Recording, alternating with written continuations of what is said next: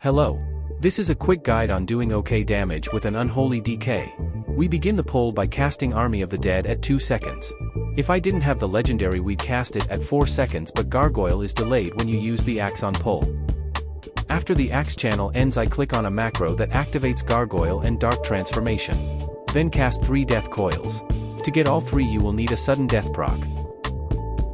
While doing all of this, I'm making sure that Kazzara has 4 festering wounds before I hit Apocalypse. At this point Death and Decay is down and we are chilling. You'll be prioritizing Death Coil as long as Gargoyle is active, but in general do your best to cap neither your runic power or your runes. In the upper right you'll see the biceps looking icon for Festermite. While this was at 11 stacks earlier, in general you can ignore the buff. If you're trying to let it drop then maintain it at high stacks, you'll just lose damage in the long run because of overcapping festering wounds and not using enough Scourge strikes. At this point you'll see me delaying my Dark Transformation. We are holding off until Apocalypse comes off cooldown so that the two can be in sync.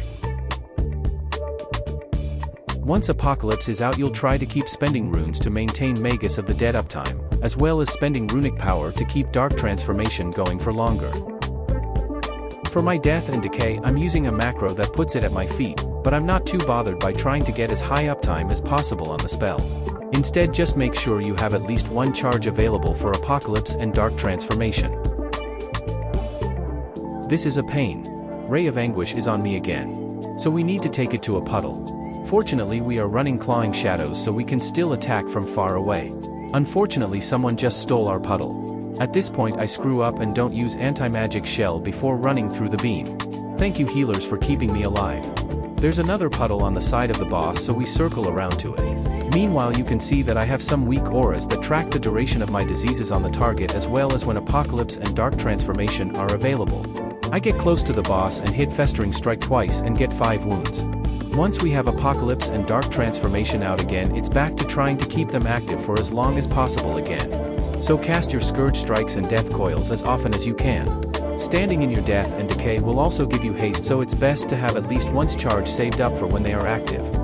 Neither the fight nor my play were perfect, but I hope this helps anyone interested. Since I'm not a great player, I have my main rotational buttons on keys 1 through 4. Then I tend to click my large cooldowns, many of which are macro together.